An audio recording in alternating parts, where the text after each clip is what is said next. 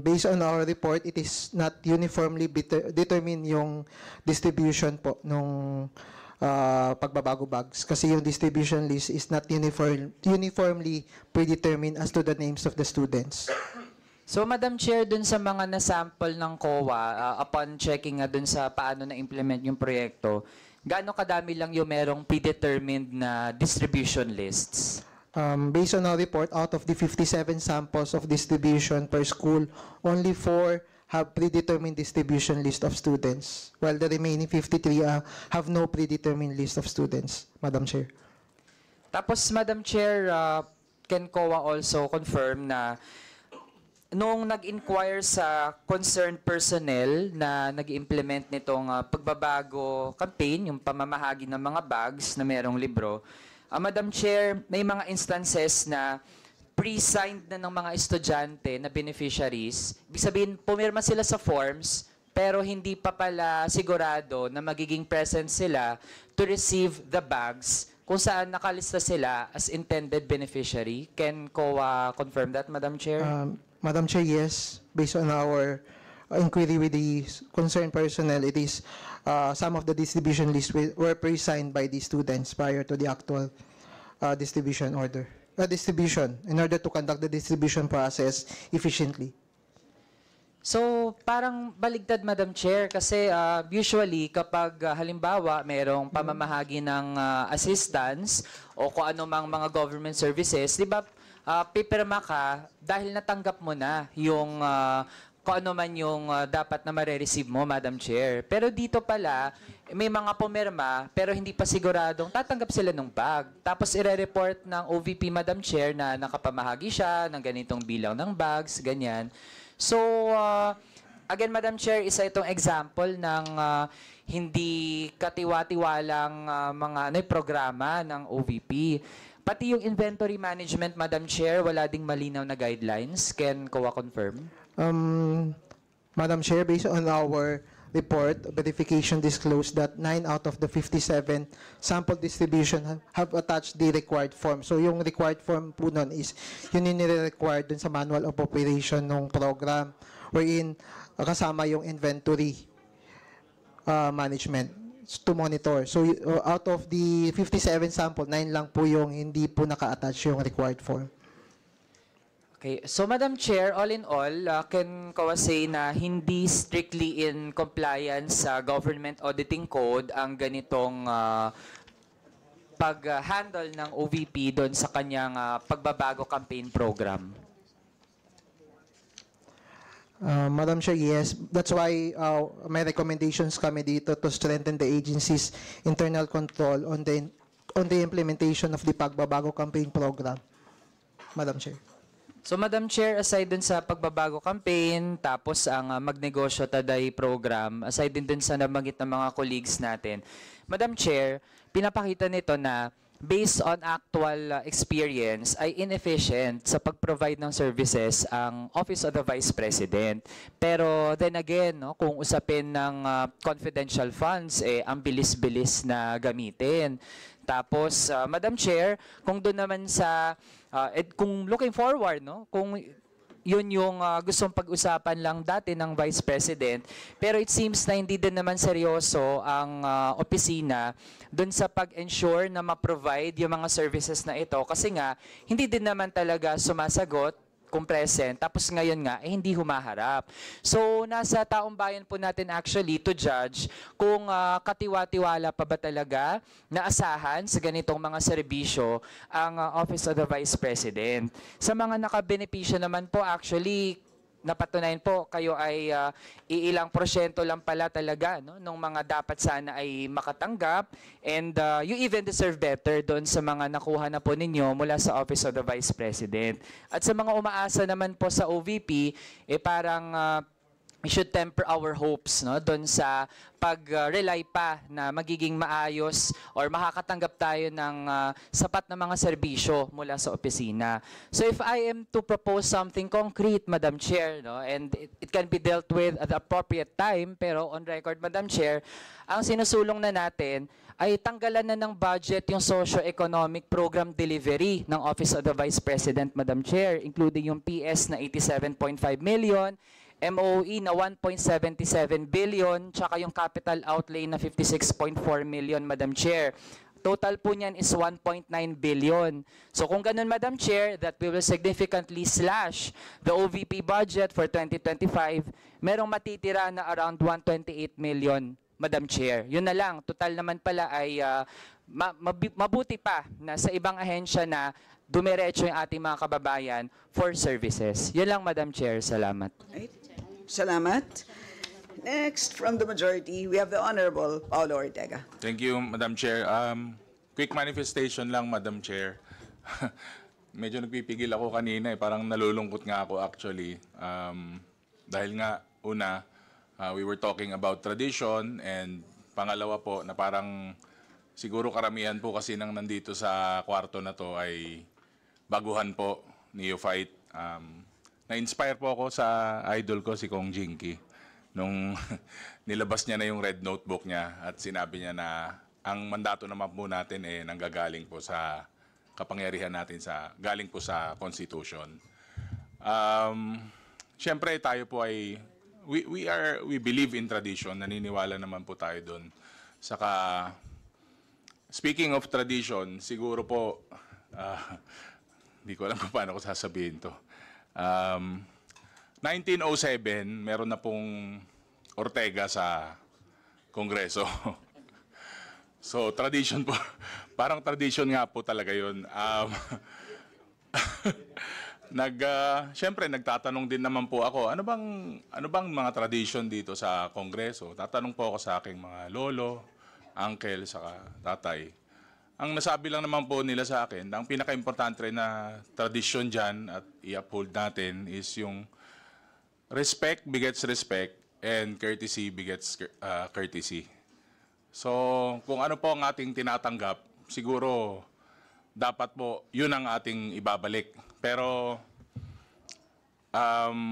marami pong bata, marami pong baguhan dito. As non-traditionalist siguro, we still afforded the utmost and yung pasensya po at pag-iintindi at saka yung courtesy. Naibigay po natin yun. Hindi po maki-question ng committee na to na hindi po naibigay yung courtesy na yan. Yun lang po. I just wanted to get that out of my chest, Ma'am Chair. Pwede po yung slides na. And Comsec, Segway. please put up the slides. Yeah, there you go. Ayan po, ma'am, yung pinapakita ko po ng mga litrato kanina for the satellite offices. Na-alarm po ako kanina kasi nung sinabi po ni Kong Franz Pumarin yung figures for the Office of the Vice President po before sa New Manila, Quezon City, that's about 300,000 po yung rental nila. So, I do not have the exact numbers kung magkano po ang rental po ng per satellite office na to. Can we address COA po kung magkano po kaya? Like, ito pong nandito ngayon. Madam Chair, as I have said earlier, the details or the breakdown of the rentals per satellite office is wala po kaming documents as of now. So, nasa office pa po yung mga documents. But then we can Although I believe that the number you provided earlier was 53-something million for 12 offices. Sa lahat na po yun. For all rental 12 expenses po. offices. Parang ganon. So kung i-average mo yon, 53M divided by 12, more or less, I guess yun ang hinihingi ni Kong Ortega.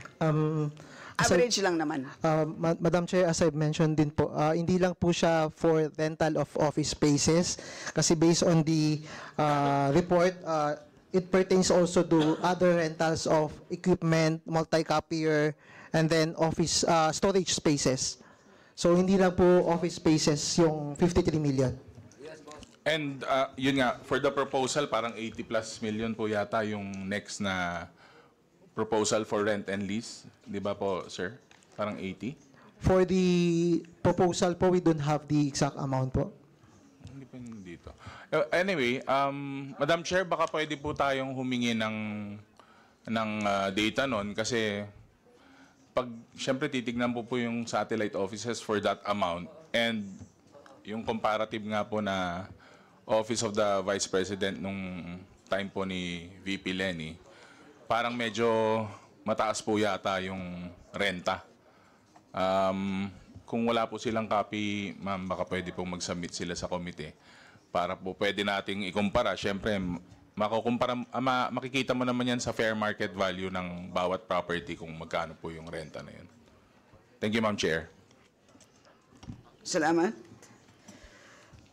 Next is the Honorable APRO Vice Chair, Kong Benny Abante, who is not around. And so we move to the Honorable Dante Marcoleta, who is also not around. So we move to the Honorable Mitch Kahayan Uy, also not around. Next is the Honorable Deputy Majority Leader, Jude Isidre. Just a manifestation, Madam Chair. First, siguro I'll speak for many of the neophytes here in the House that we take offense or probably disheartened by the statement of the Honorable Marcoleta that the neophytes have less than ideal participation or appreciation of the proceedings, especially that it's coming, Madam Chair, from a senior member of the House that we all respect. Regarding the tradition of parliamentary courtesy, Madam Chair, or I think properly speaking, it should be inter-branch courtesy because parliamentary courtesy is only afforded to the Senate as the other chamber of Congress. It is not a condition that's above the Constitution, and it's bound by the principles inherent therein. It does not absolve Congress of the duty to review, to examine, to study the proposed budgets of the agencies, nor does it provide an alibi for an agency of the government to perform its obligation to report to Congress every year. Madam Chair, the rules of parliamentary or interbranch courtesy is simple. It's all based on mutual courtesy, Madam Chair. And if you can see how the House behaved during the previous hearing, I am confident that we have afforded every courtesy to the Office of the Vice President. I agree with the Honorable Marcoleta that it doesn't have to be the person, but the office that we should put in high regard. And I don't think the House or this committee was remiss in that obligation. But the question is, has the Vice President extended the same courtesy to the members of the House and to this committee? Her absence today is a clear manifestation that she does not intend to provide the same courtesy to us. Her statements, even outside this hall, even outside Congress, would also tell otherwise. Maybe we wonder why this is the first time that this committee has not extended interbranch courtesy to a sitting Vice President. Is it not also because this is the first time that we have a Vice President who has also unfairly and brazenly disrespected the lower chamber, Madam Chair? Just last night, an interview of the Vice President was released imputing and raising accusations against the leadership of the House on a matter that would have been best defended here in this committee, but the Vice President, unfortunately, Madam Chair, has decided to ignore the long-standing obligation of a government official of reporting to Congress, instead preferred to address the matter in a television interview. I don't know, Madam Chair, where the courtesy is at. To end, Madam Chair, the budget hearing is not just a mere technical exposition of figures, of budgets, of amounts. Hindi lang po tayo dito nag-uusap kung magkano ang pera na kailangan ng agency, magkano ang ating gagastusin at paano natin gagastusin.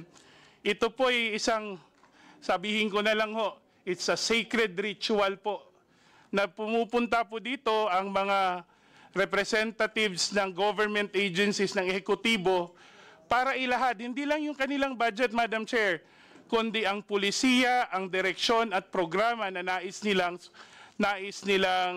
i-implement. Ito lang ho ang pagkakataon ng Kongreso para ma-examine po, hindi lang yung pondong kailangan nila, kundi po ang direksyon ng kanilang pamumuno in their respective agencies. As I said, this is a sacred ritual, Madam Chair, and I think it is such a sacrilege for a government agency to disregard it. Yes, we agree with the tradition of interbranch courtesy, but I made no oath to uphold that. The only oath that I remember I made was to uphold the Constitution and the principles that public office is a public trust, Madam Chair, and that we must uphold the democratic process of checks and balance upon which this democracy is founded upon. Maraming salamat po, Madam Chair. Salamat, Kong Jude. And yes, I join you in making the recommendation to use the term interbranch rather than parliamentary. I think that is the more appropriate term. So, susuportahan kita doon. And ako sa akin, before I call the last interpellator, gusto ko lang sabihin din na ultimately, aanhin natin ang tradisyon kung tatalikuran natin ang ating responsibilidad sa taong bayan na suriin, kilatisin ang ating budget. Ang tingin ko sa GAA or ang ating national budget ay libro ng solusyon. Yun ang aking pagtingin dyan. Makapal na mga libro yan. Napakaraming problema ng ating bansa. Nandiyan ang gutom, kahirapan, kawalan ng trabaho, baha. Ayun, malaking problema ang baha sa Marikina. Sakit, napakaraming problema. Ang mga solusyon sa mga problema na yan ay nasa General Appropriations Act. Kaya ganon ka-importante na suriin ang budget. And more importantly, nandyan ang accountability. Kailangan tama ang paggamit, wasto ang paggamit. Kaya kailangan talaga humarap sa amin. Once a year lang naman, it's a reasonable ask. So yun po. So, pagpasensyahan na lang kami ng executive na hinihingi namin ang annual ritual na ito. Yes, Madam JP. Chair. Very quick manifestation. I just wish to invite the attention of the committee to page 56, where PAR is really written as property acknowledgement receipt. So I hope the necessary correction will be provided in order not to mislead the other members. Nonetheless, it is my humble submission, Madam Chair, that whether it is property acknowledgement receipt or post-activity report, they are both equally important. Thank you. Right. Salamat. And COA, please take note. It will duly noted po yung comment. But then, honest mistake po, the property acknowledgement receipt was mistakenly inputted in the report. But then, it was the post-activity report yung correct po. Right. Salamat. And for our last interpolator.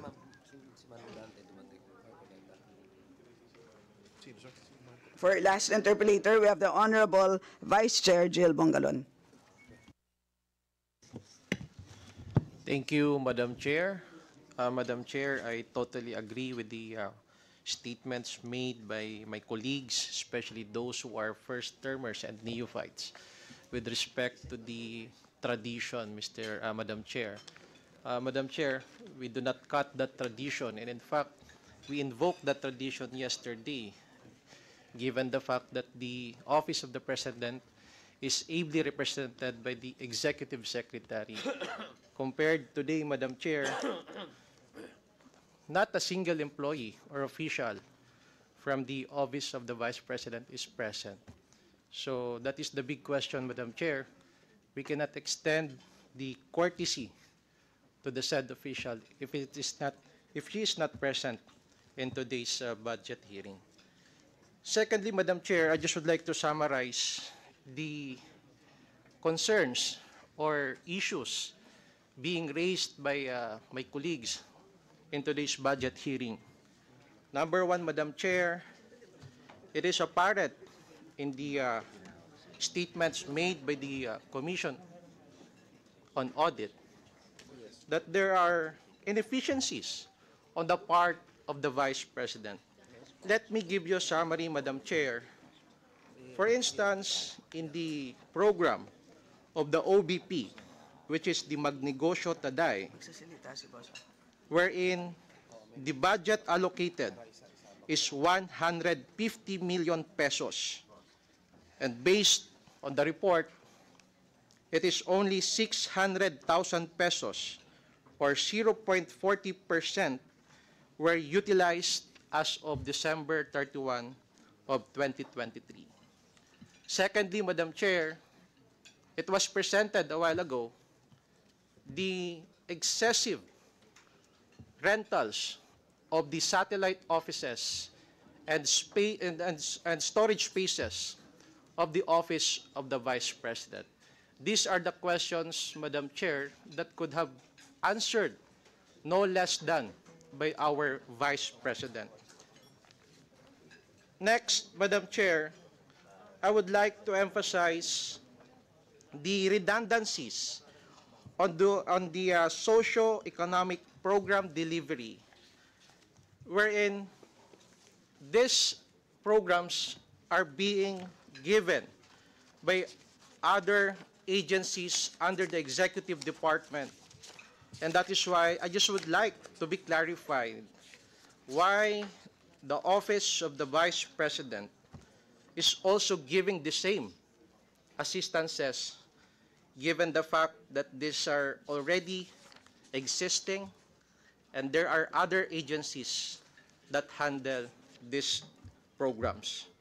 Just to give you a brief background, Madam Chair, there is a substantial increase in the budget for socio-economic program delivery, rising to 1.9 billion in 2025, up from 1.7 billion in 2024. The justification for this increase is not clearly outlined in the budget, Madam Chair, particularly when the Office of the Vice President does not have a primary mandate to manage socio-economic programs. Madam Chair, it is my humble submission that the increase could imply that funds are being used for projects outside the OBP's traditional scope, possibly overlapping with other agencies, leading to inefficiencies and redundant spending. Another, Madam Chair, given that the OBP does not traditionally manage socioeconomic programs, this raises several questions about the necessity, efficiency, and accountability of such expenditures. To give you a highlight, Madam Chair, the substantial increase in the MOOE from 1.624 billion in 2024 to 1.765 billion in 2025, with only a marginal increase in personal services, suggests a disproportionate focus on the operational expenses that are not clearly defined. This can be seen on page 32 of the Office of the Vice President file. In other words, Madam Chair, there is only a marginal increase in personal services, suggests a disproportionate focus on operational expenses that are not clearly defined. Another issue that I would like to raise, Madam Chair, unfortunately this could not be answered by the Vice President, is the excessive travel and representation expenses. The budget includes 62 million for traveling expenses and 87.9 million for representation expenses. These amounts, Madam Chair, are unusually high, particularly for an office that does not have an extensive field presence or international role, unlike departments such as Foreign Affairs. Therefore, Madam Chair, the necessity of such large travel and representation budget could be questioned. Also, Madam Chair, I would like to also raise the increase in operating expenses despite fewer programs. The maintenance and other operating expenses increased to 1.792 billion from the previous year, despite no significant increase in the number of programs of clear explanation of new initiatives that require such funding. This increase, Madam Chair, without a clear explanation could be seen as fiscally irresponsible.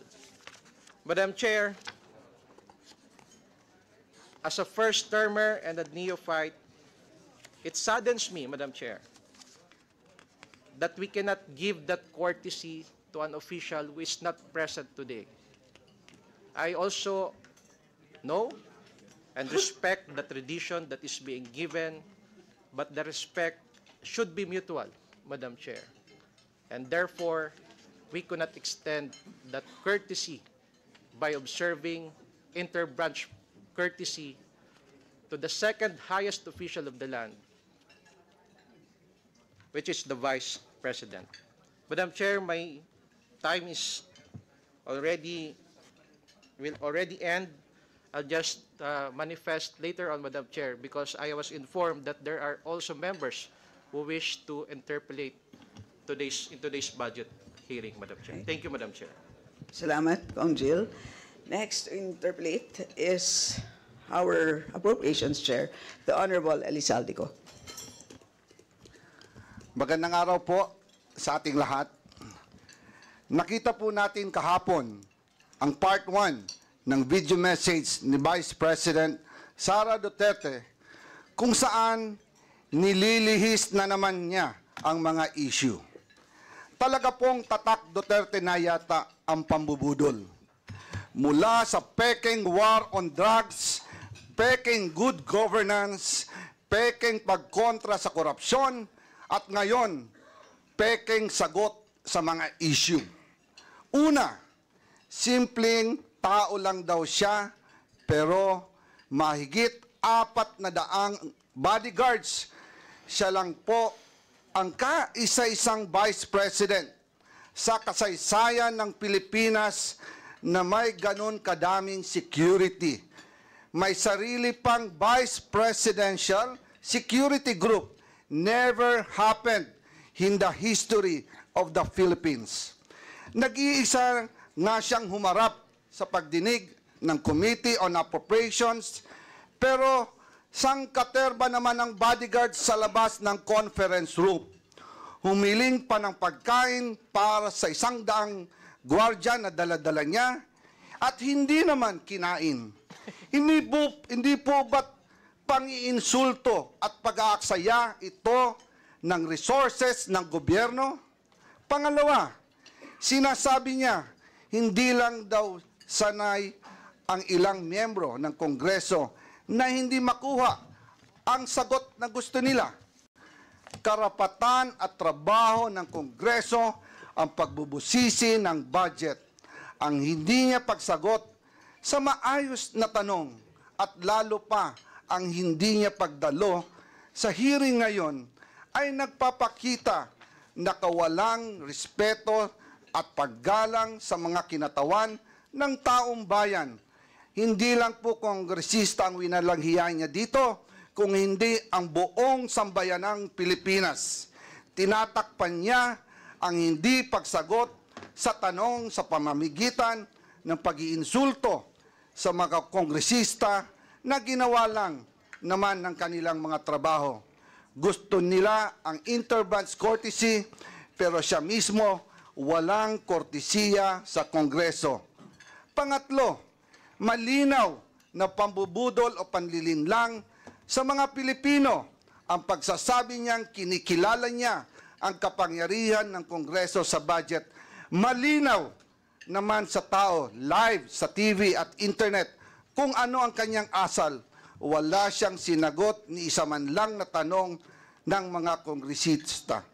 Abogado pa naman siya, pero mukhang absent siya nung tinuro ang prinsipyo ng separation of powers at Kongreso bilang co-equal, kapantay ng sangay ng gobyerno ng ehekutibo. Batay sa ating representative democracy, ang mga kongresista ay binoto bilang kinatawan ng taong bayan.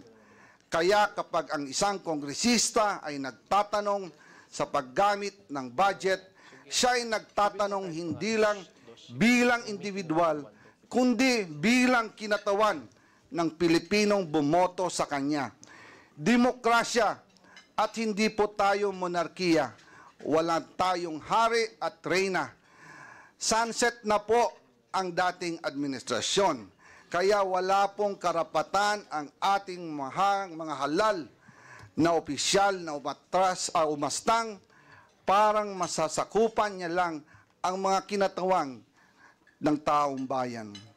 Pang-apat, paulit-ulit niyang sinasabi, I will defer to the wisdom of Congress. Pero hindi naman po ito totoo. Kasi kung totoo ito, sasagutin niya mga tanong ng mga mambabatas, lalo na sa issue ng confidential funds. Naalala ko last year, kinausap namin si BP Sara at ang kanyang mga trusted aides tungkol sa 2024 budget. Sinabi niya noong, ituloy niyo yan, meaning yung confidential funds, dahil kaya niya daw ito i-justify. Mabuti na lang at hindi namin itinuloy. Kung hindi, magsisisi kami dahil ang pondo ng taong bayan ang pinag-uusapan dito at tandaan, COA at hindi Kongreso ang nagsasabing mali ang paggamit ng 73 million sa 125 million confidential funds na ginamit lang sa loob ng 11 days. Talo pa po dito ang pondo ng Napoles Fund na gamit ng 60 days. Ito po, 11 days lang. And ngayon, bibigyan pa ba natin siya ng 2 billion na panggagastos daw sa mahihirap? Ibigay po natin to sa tamang ahensya. Huwag po nating ayahan na waldasin na naman ang kahit pisong sintimo na dapat natin bantayan. Politika daw ang dahilan ng umano'y panggigipit sa kanya ng Kongreso. Nanunood kaya siya ng budget hearings? Nakikita niya kaya kung gaano kahaba at katagal ang pandinig at mga questions and answers na kinakaharap ng iba't ibang ahensya ng pamahalaan para i-justify ang kanilang budget? Why should the OBP be any different? Especially napakagaling magwaldas, maglakwatsa at mangurakot. Malinaw, diversionary tactic ang video message ni BP Sara. Tulad ng tatay niya, gusto niyang ilihis ang usapin sa tunay ng isyong kinakaharap niya. Ayaw niya kasing magpaliwanag. 125 million confidential funds spent in 11 days at nagsabi mismo ang COA na mali ang paggastos nito. Kung bakit kulelat ang mga batang Pilipino sa math and science sa ilalim ng panunungkulan niya bilang DepEd Secretary. Kung bakit sirang gatas, may insekto at inaamag na Nutriban ang pinamimigay sa mga mag-aaral. Kung bakit malala ang korupsyon sa DepEd at palpak ang kanyang panunungkulan dahil tamad at hindi siya pumapasok kahit minsan sa Department of Education. At higit sa lahat, kung bakit sa gitna ng lahat na kapalpakan at katiwalian, ito ay dapat siyang pagkatiwalaan pa ng 2 billion sa 2025. Briefing suspended.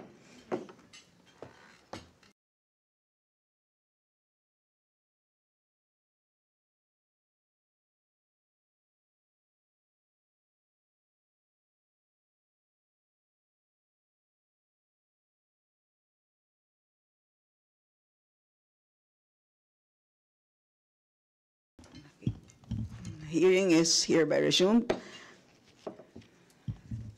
Okay, so the chair now recognizes the Honorable Zia Adyong. Thank you, Madam Chair. Bismillahirrahmanirrahim. Assalamu alaikum wa rahmatullahi ta'ala wa barakatuh. Madam Chair, if there's anyone in this room that is most unhappy, discouraged, or saddened by the non-attendance of our Vice President, it would be me, Madam Chair, because I'll be the one to sponsor the budget of the Office of the Vice President in the plenary. I remember, Madam Chair, 2 years ago, when I was watching the Senior Vice Chair also doing the same thing, sponsoring the budget, I told myself, even if they forced me to take on that kind of job, I would not.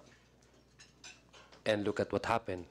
Now I do believe that karma is real.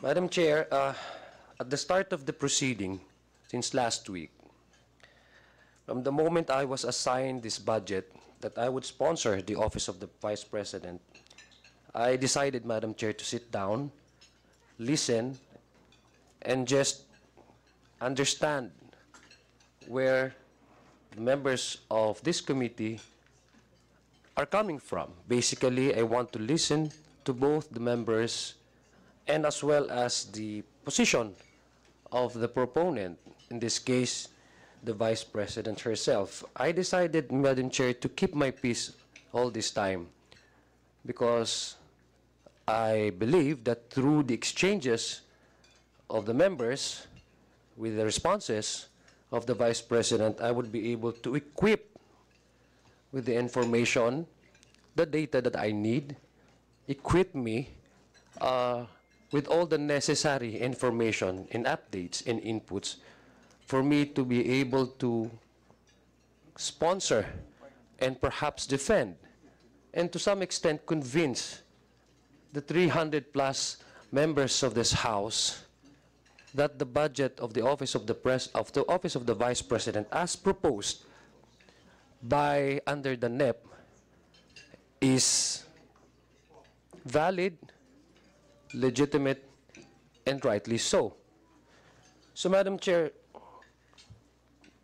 as we witnessed in the first committee deliberation, I felt that there's really a need for this committee to invite again the Vice President. In fact, I took the liberty, Madam Chair, of approaching the Vice President last week, immediately after the Senior Vice Chair suspended the deliberation, and after learning that there was no enough information that I gathered from the responses of our Vice President, I approached her while she was exiting the building and politely requested that, if possible, baka po pwede mag-usap ang aming opisina. And I asked her politely and courteous and with respect, and as a matter, just to be fair, she was polite and courteous when she responded. And up to now, Madam Chair, I'm still waiting for that meeting. Mr. Chair, I came from a culture that is steeped in tradition. I came from a minority Muslim community where tradition to us is not just convenience. It is a way of life. I agree, Madam Chair, that time-honored tradition of this honorable institution has a sanctity to it. However, Madam Chair, we must also remember that that tradition is born from a courtesy, from either parliamentary courtesy or inter-branch courtesy. Courtesy, Madam Chair, is given as a privilege. And as such, privilege is not given freely. It is earned.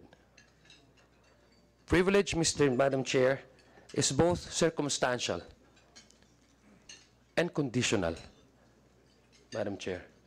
But what I believe as a neophyte member of this House, what I believe, Madam Chair, is the primordial concern and duty of each and every one of us is to be truthful to the oath that we have taken and to be truthful to the duty that we have sworn to preserve, protect, exercise to the best of our ability without fear or favor.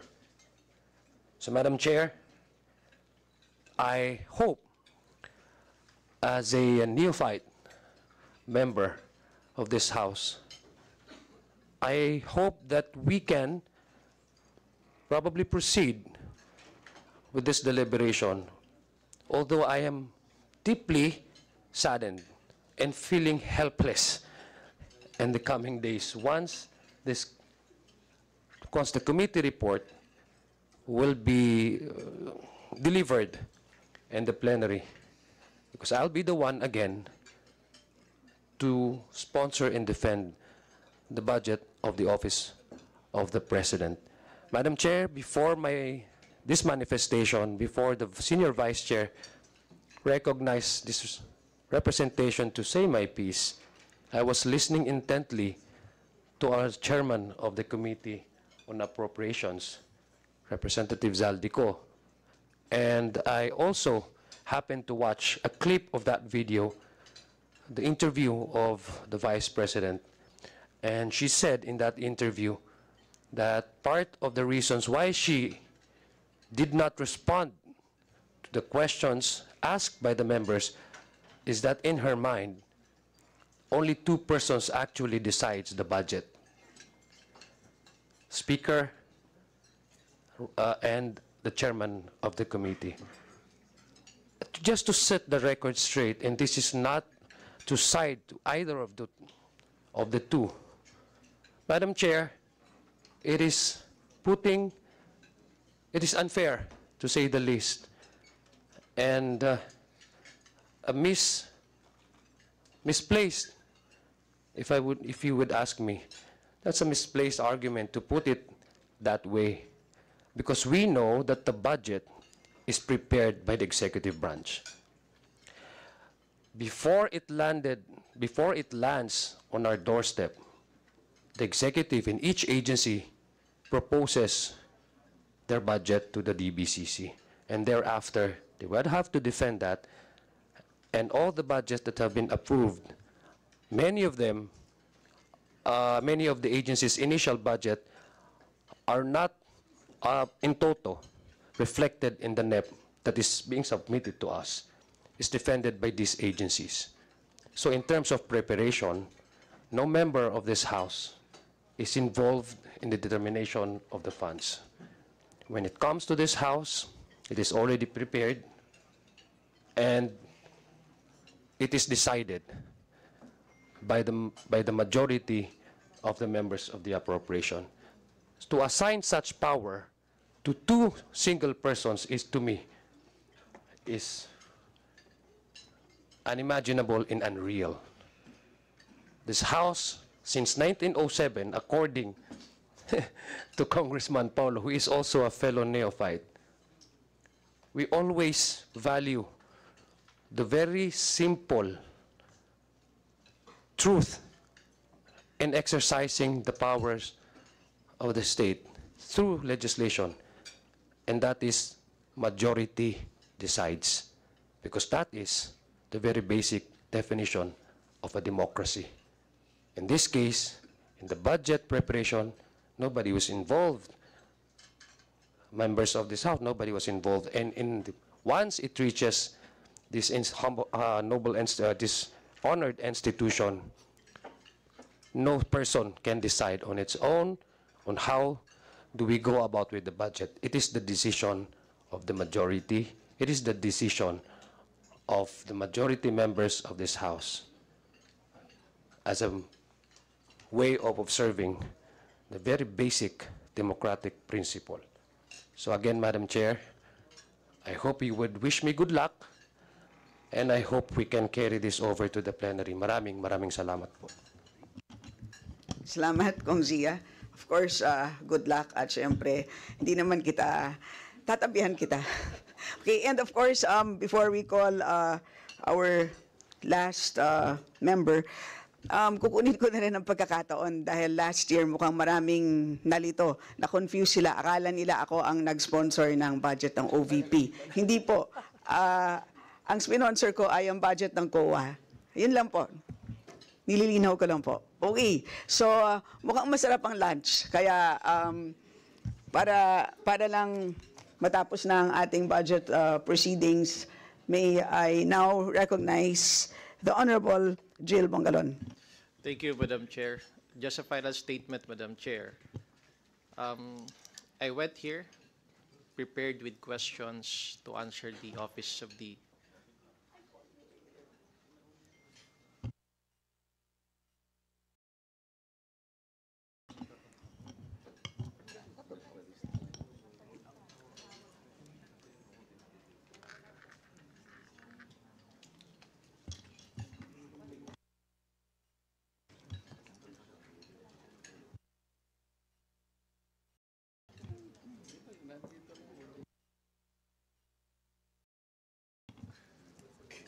Okay, so let me withdraw that and instead recognize the Honorable Dante Marcoleta. Salamat, Madam Chair. Pasensya na kasi nahuli ako nung tinawag mo ako, napaparating pa lang ako. So anyway, nandito na po ako. So I think I can still use my time, Madam Chair. Madam Chair, judging from the volumes of questions to the Office of the Vice President during the first hearing, I presume, Madam Chair, that considering that those questions originated from the 2022 budget, am I correct to presume, Madam Chair, that the budget of the Vice President in 2022 or the utilization of those budgets were subjected to a notice of disallowance?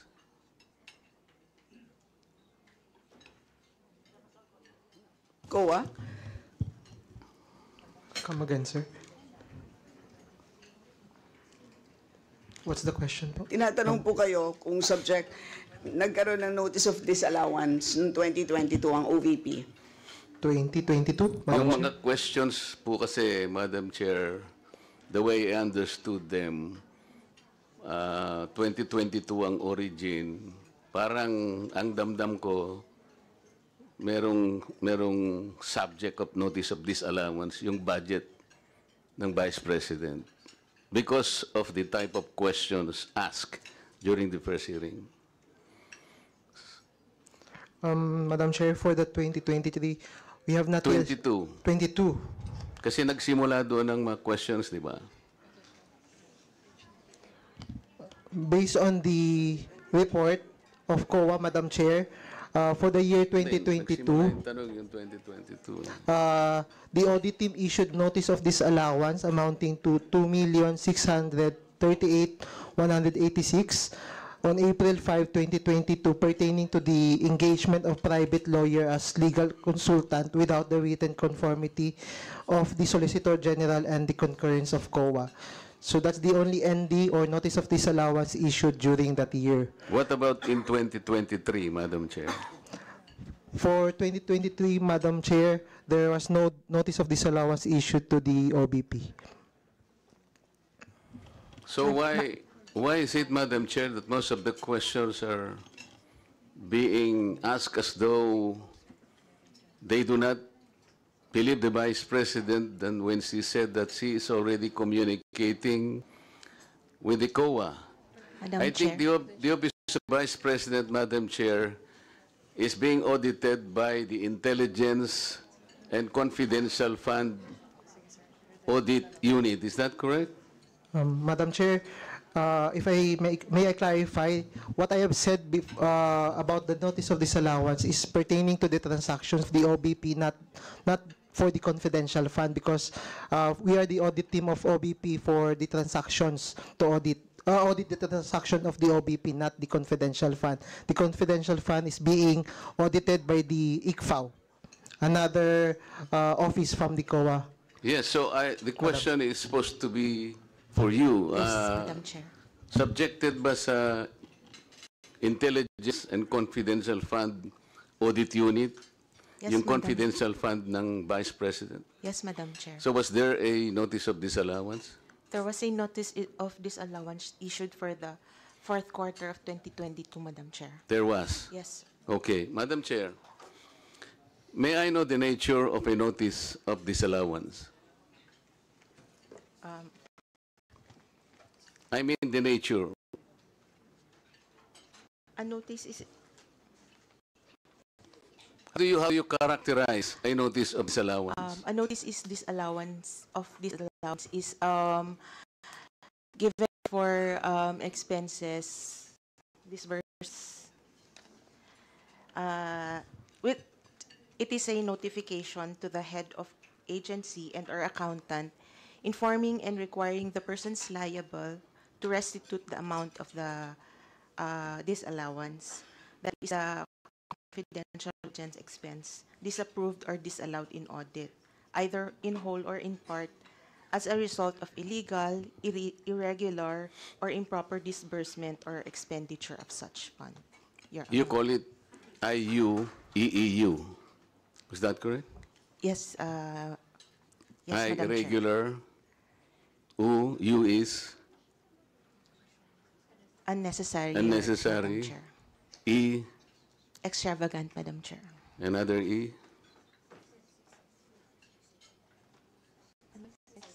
Excessive po. And U. Unnecessary, Your Una yung unnecessary. Unconscionable. unconscionable po. Okay, so you initially determined when you issued a notice of disallowance to the Office of the Vice President that somehow merong lumabas dun sa IUEEU. Is that correct? Yes po, Madam Chair. So how do you characterize a notice of disallowance? May I be clarified po on the question, Madam Chair? I do not know how to simplify. How do you characterize? What is a notice of disallowance? It is a notice po to the head of agency. Okay. Is a notice of disallowance contestable? Yes, Madam Chair. It is not a final It is not the final action judgment. of COA. Opo. It is appealable. Yes, Madam Chair. Okay. What is now the stage of the notice of disallowance issued to the Office of the Vice President? Madam Chair, we have issued the notice of disallowance, and it was received by management on August 9, 2024. So they still have 6 months po, or 180 days Correct. to appeal po the And disallowance. they are supposed to reply yet. Yes po. You will have to give them the opportunity to make a reply. That is correct To po, explain Madam Chair. Yes po, Madam how Chair. the budget was utilized. Opo. And that is part of due process. That is correct po. Meaning to say, there is no guilt yet until and unless you are able to receive the reply, the answer, and the explanation of the Office of the Vice President. That is correct po. And it Have has you been received a copy? of the reply po. Yes. They have not yet replied po So to the yun na ND. nga eh. As part of the due process is notice. Then the Vice President will submit to you an answer explaining, detailing how the budget was utilized. And you will receive that Madam in Chair, due time. Madam Chair, if it is already a notice of disallowance, their remedy would be to appeal the notice of disallowance po. Madam, ang sinasabi ko, wala pa nga eh. It is yet to be sent to your office. Is that correct? Wala pa siyang reply. Yun nga po, hindi po reply ang remedy nila to the notice of disallowance, but Ano po dapat? An appeal to the notice of disallowance. Well, wag mo na nga. It's an appeal. Yes po. Sa aming mga hindi masyadong nakakaalam ng terminology, pwede ring reply. Reply is an appeal. Ngayon, ibibigay pa lang sa'yo. Madam Chair, ang reply po is we presuppose na sa ICFAO po ulit, pero ang appeal po is with the commission proper na po. Madam Chair, napakasimple po ng sinatanong. Alam po natin yun. A reply is supposed to be submitted to the commission proper. Yes po. Pero sa ngayon, hindi siya magre-reply kasi sasagutin niya muna kayo yan. Until today, hindi pa niya sinasagot because they are still within the reglementary period of 6 months That is correct po. to make an That is answer correct. to you. That is correct po. That is the nature of things, Madam Chair. That is correct. So wala pa siyang, there is no judgment yet. That is correct po. And it has been emphasized po in the first hearing that the notice of disallowance Kaya nga, if is not yet questions, final. for example, are coming from us, questioning and judging the utilization of the funds of the Vice President, when you yourselves, the rightful office, has yet to receive the explanation, we cannot be more popist than the Pope, Madam Chair. Is it correct? Madam Chair, as we have said, on our part, the ND is not No, yet you are final. not answering my question. Kung kayo nga tatanggapin nyo pa lang magsasubmit pa lang if we will be questioning it already from our end, we're like more popist than the Pope, Madam Chair. Am I correct? I cannot. Ikaw naman, ba't naman hindi mo masasagot naman yan, napakasimple. Kung ikaw nga, hinihintay mo pa dapat naman nating hintayin, that is the part of due process. Yes. Kami naman, naglulundag na kami na nagtatanong. Kaya nga ang sabi ng Vice President, narinig ko, I am already communicating. I am about to communicate with the COA. I think she will do that because that is the process. Hindi naman pwedeng hindi niya sagutin. Kaya nga po ang sinasabi ko, kasi ang dami na pong nagsipagtanong. Lalo na po nung unang hearing, naglulundag po lahat So the nature of a notice of disallowance, Madam Chair, it is yet to be explained. Sa ngayon, hindi pa Kung sakaling ma-explain, Madam Chair, at halimbawa, hindi nyo pinakinggan, the Vice President has the option to go to the COA proper for an appeal. That is correct. That is correct. And considering the appeal was dismissed, the Vice President can go to the Supreme Court. Is that correct? That is correct. So there po. is a whole gamut of process. That is correct. Will you po. confirm that? That is correct po, Your Honor. That is why, can you advise us, including me, whether we are supposed to ask questions, considering that you have not yet received her explanation to your office? Madam Chair, I am not. You cannot advise me? We are not in a position to know the power or the prerogatives of the No, House of I am Representatives. telling you already. I am telling you already because we're supposed to ask questions on the budget of the Vice President. But they started asking questions on the 2023 budget, which was subjected to a notice of disallowance. I'm telling you, Madam Chair, that the Vice President is yet to make an explanation to be submitted to your office, and you are waiting for that. Yes, Madam Chair. Correct? That's why when we were subpoenaed, we explicitly Oo nga. mentioned that So, tama these are bang- not yet. Tama ba kung Final. magtanong na ng magtanong ngayon habang ikaw ay hindi mo pa nare-receive kung ano yung sagot niya? Do you think I am correct in asking questions habang ikaw ay naghihintay pa lang ng isasagot niya sa iyong opisina? Tama ba ang gagawin ko kung magtatatanong ako ngayon? Madam Chair, I can only speak po for on the point of view of COA now. We have issued these in the end, it's still subject to appeal. Kindly wrap up. Maraming salamat, Madam Chair. Right? Salamat. Next. Quick interjection, Madam Chair. Just a quick one. Proceed. May we ask the representative of COA, if did I hear it right, that the Vice President's office has not yet sent a reply about the notice of disallowance? Not yet, Madam Chair, because as we have replied, their remedy is either to settle the disallowance or to file their appeal. So there was no form of, there was no official communication yet from the Office of the Vice President in reference to the observations of the Commission on Audit? As to the notice of disallowance, there has been no communication yet. I'm just raising that point, Madam Chair, because if I remember it right, the Vice President replied all throughout the discussion that she has already communicated to the Commission on Audit. Clarification, Madam Chair. The notice of disallowance signifies that it has already gone through a lot of steps before Back it and has forth. arrived at a notice of Yes. disallowance. So from the time that an AOM was Issued. there have been communication with the Office So of it the is Vice correct to President. assume, Madam Chair, that due process was afforded to the Office of the Vice President. Yes, Madam Chair. Thank you, Madam Chair. Salamat. Madam Chair.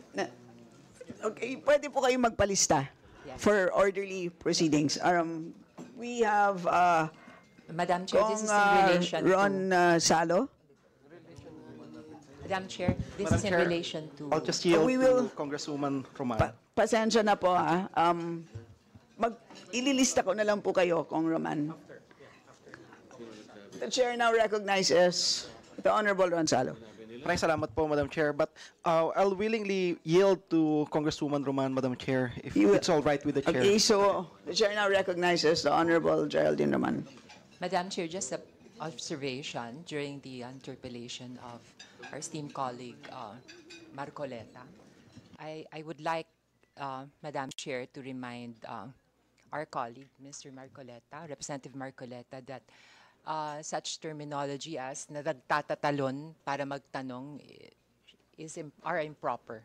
To insinuate that my colleagues and us, who validly and willingly want to pose valid questions regarding the budget of the Office of the Vice President is unacceptable. Hindi po kami nagtatatalon. We have valid questions. I wanted to ask valid questions, but of course nobody is here to answer them. Which brings me to my second point, that I was listening intently to the intervention of Representative Marcoleta about respect for tradition. And I agree that yes, there are traditions and courtesy is extended where courtesy is also given. And this no-show for me is not exactly what you would call a courteous gesture on the part of the Office of the Vice President. Nevertheless, Madam Chair, once more, I'd like to express my frustration that sinubukan ko lang po dumating today with certain valid questions, but wala pong tayong sasagot dito. Thank you very much, Madam Chair. Salamat. And now, the Honorable Ron Salo. Thank you very much, Madam Chair. I just have one clarification because same with Congresswoman Roman, I also have some questions to ask. But nonetheless, I'll be content with listening to the explanation perhaps of the Commission on Audit. Ang simple lang po yung tanong ko kasi at the end of the day, yung Commission on Audit, Madam Chair, sila po yung nagde-determine kung isang pondo ay nagastos ng mas maayos. But I wish to go back to the basics. Ano exactly from the point of view ng COA ang mandato ng opisina ng Vice President? Kasi at the end of the day, dito po sa mandato, mami-measure exactly kung yung bang mga pondo at ginagastos are aligned exactly with the mandate. So gusto kong maintindihan mula sa punto de vista ng Commission on Audit, ano po sa tingin po nila exactly ang mandato po ng Office of the Vice President? Maraming salamat po.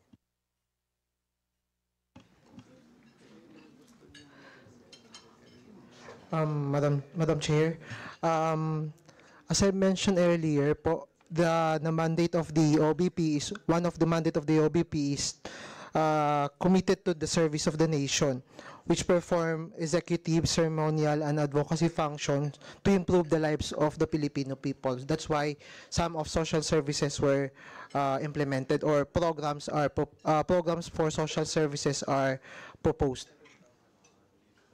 Maraming salamat po, Madam Chair. Follow-up question. So sa tingin po ninyo, yung mga proposal po ngayon, alay naman po doon sa mandato ng Office of the Vice President?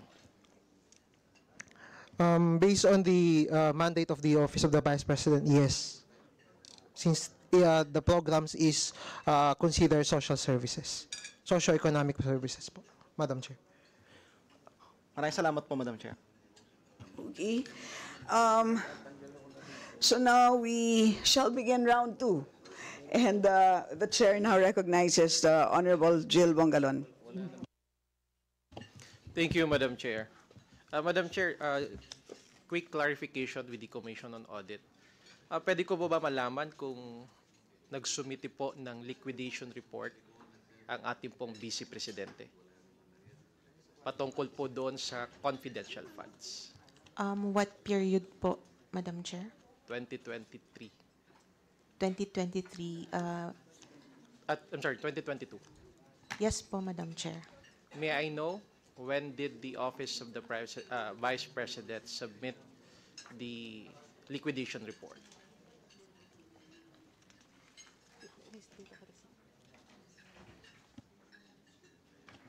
Madam Chair, the ICFA received the liquidation report on January 17, 2023. May I know from the Commission on Audit if the submission was filed on time? There is a slight issue on the provisions of the joint circular, because while the joint circular says that all liquidations must be all cash advances must be liquidated at year end, there's also a provision that allows the submission of the liquidation within 30 days from the end of the quarter, Madam Chair. What is the answer to my question? Was it submitted on time? So as far as we have determined before, they have submitted it on time since it was within the 30-day. All right. So after the submission that you have mentioned, made sometime in January of 2023, is that the last submission of the liquidation report that the Office of the Vice President submit? Are there any other submissions made by the Office of the Vice President?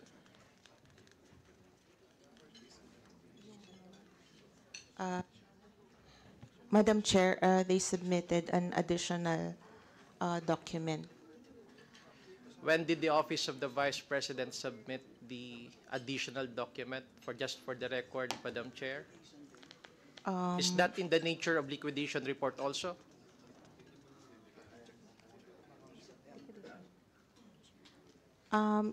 It was an accomplishment report, Madam Chair. So what is the nature of that report?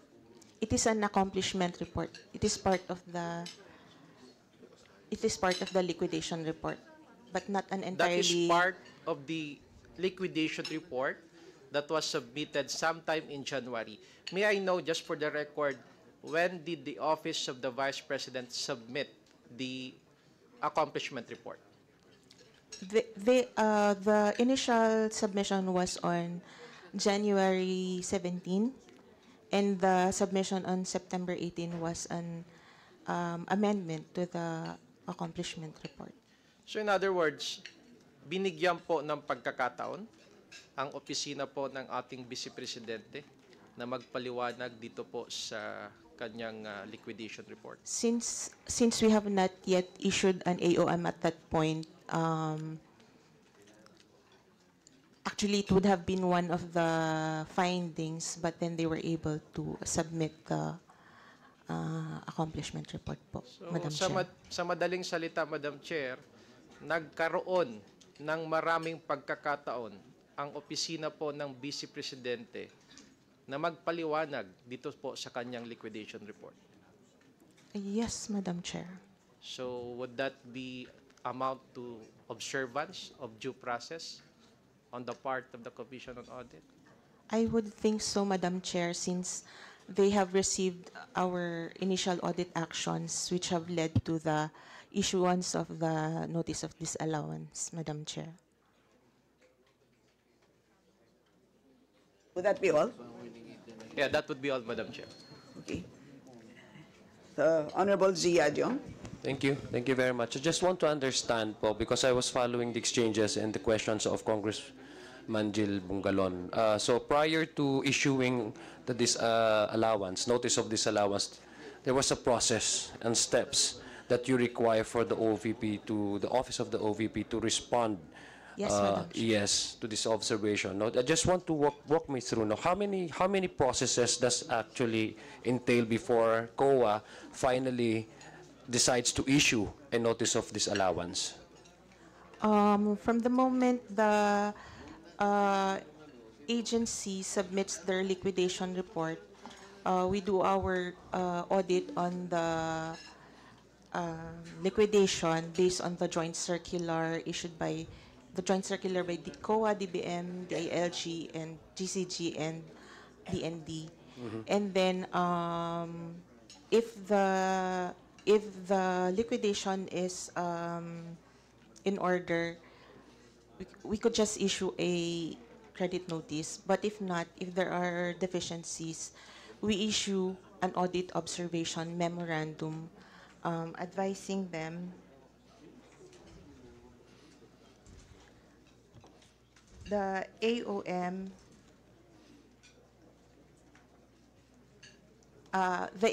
would then have to be replied to by the agency head within 15 days, and then if they comply with the AOM, again, if the AOM is sufficient, the liquidation is passed in audit. However, if we can still find deficiencies in the compliance, we usually issue the notice of suspension. Again, And after the notice of suspension, there's another series of requests that you want for a specific agency to submit to you.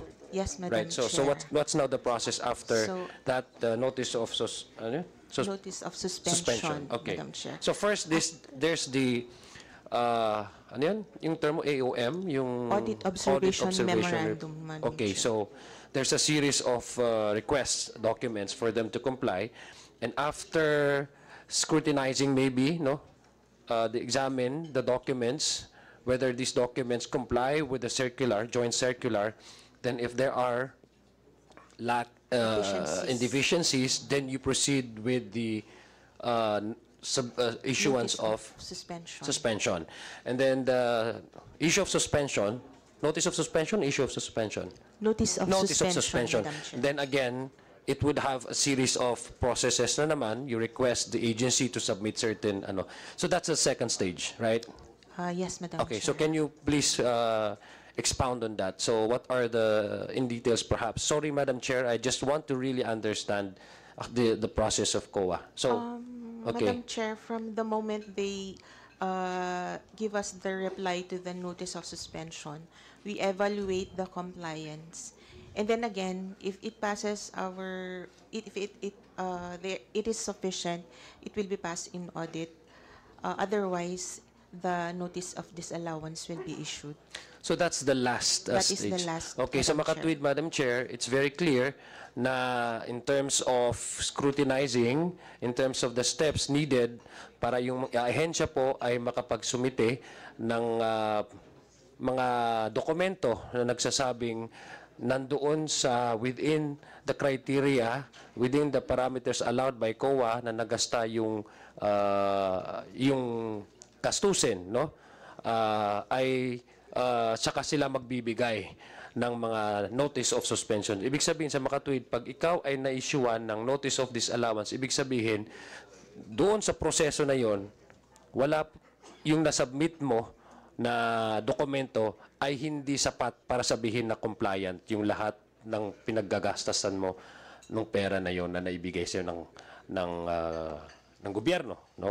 Galing sa kaban ng bayan. So, yun lang po ang gusto kong maintindihan. Maraming salamat po, Madam Chair. And thank you, COA, for the responses. Thank you. All right, salamat.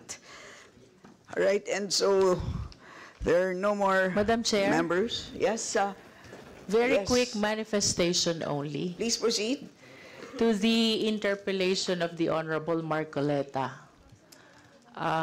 It is my understanding that he's questioning the position of COA for disclosing the notice of disallowance, considering that the OVP has not yet filed its answer. I just wish to manifest, Madam Chair, that the filing of an answer or appeal, as the more appropriate term, is not mandatory. Instead, it is the discretion of the OVP. As a matter of fact, if the OVP fails to file an appeal, it renders the disallowance final and executory. Otherwise, if they file an appeal, there's a possibility for reversal. And be that as it may, Madam Chair, this representation does not see any issue why the COA should not disclose the notice of disallowance. Let us all be reminded by the constitutionally guaranteed right of the citizens to public information on matters concerning public interest. And even assuming that after the filing of an appeal, the notice of disallowance was reversed, the COA has all the liberty to disclose to the public that they were wrong in issuing the ND, and that later on the OVP was able to justify the basis for the issuance of the ND. So to conclude, Madam Chair, the filing of an answer or an appeal, as a more appropriate term, is not mandatory. Instead, it is discretionary. If the OVP files an appeal, then she has a chance to reverse the decision in the ND. Otherwise, if they opt not to file an appeal, then the ND becomes final and executory. Thank you, Madam Chair. And to add, there is no specific provision in the joint circular prohibiting the disclosure of an ND. And number two, by definition, kung disallow na ang isang expense, ibig sabihin nun ay hindi siya confidential. Kaya pwede nating pag-usapan. And besides, ito po ay in aid of legislation. And so with that, Madam Chair. Yes, the Honorable Bong Tavis. Madam Chair, just a short manifestation. I just want to express my support to the statement of our Chairman El Saldico. And also, according to the letter of the OBP, Office of the Vice President, they differ to the discretion of and judgment of the committee. Nasa atin na po ang bola. Therefore, given the circumstances, I encourage my fellow colleagues to do the right things. Nakita natin ang unexplained notice ng COA sa Office of Vice President. At kanina, yung overpriced rental ng offices ng Office of Vice President. Let us consider this in passing the budget of the OVP at the proper time. At isa pa, gusto ko pong ipaliwanag yung sinabi ni Congressman Marcoleta. Ang lahat po na sinasabi niya kanina ay tinanong na natin nung first hearing, pero hindi naman po sinasagot ng tama ni Vice President Sara. Ngayon, wala pa siya. Paano niya masasagot kung wala siya? Kaya bilang pagbabastos din sa atin, siguro napakapangit tingnan, siguro tayo na po ang magusga para sa budget ng Office of the Vice President. Thank you very much. Salamat. So, there being no other member who wishes to interpolate, I'd like to recognize the Honorable Jill Bongalon. Thank you, Madam Chair. Madam Chair, as a final statement, I wish to express my frustrations because I went here with questions. I am totally prepared because I was not able to ask questions during the last budget hearing. But the questions remained unanswered, Madam Chair. What is more frustrating, Madam Chair, is that we have a Vice President na nagpa-interview pa po kahapon at ngayon po no-show siya sa budget hearing ng kanyang pong proposed budget for the fiscal year 2025. Ang kine-question ko po dito, Madam Chair, is yung importansya ng pag-a-attend at pag-scrutinize ng budget. I hope in the next year and in the next generation ay hindi na po ito pamarisan at hindi po mangyari sa mga susunod na taon. Another thing, Madam Chair, with the responses from the Commission on Audit, what is apparent is that common in internal bureaucracy that the efforts to streamline the operations were measured but still insufficient. Sa madaling salita po, Madam Chair, nagtayo po ng sariling burokrasya ang ating opisina ng Vice Presidente. Pero tinimbang, ngunit kulang ng Commission on Audit. Having said that, Madam Chair, I move that we defer the deliberation. I move that we defer the termination of the deliberation of the proposed budget of the Office of the Vice President, subject to conditions either, number one, reduce the proposed budget of the Office of the Vice President, and number two, place the certain funds on hold until further discussions are held. I so move, Madam Chair. There's a motion. Do I hear a second? Second. Right, so duly seconded. Hearing no objection, the motion is carried. Right. So maraming salamat sa ating mga resource persons. Madam Chair, I move that we adjourn the budget hearing. I so move. Right. Duly seconded. Second. The motion is carried. Right, maraming salamat.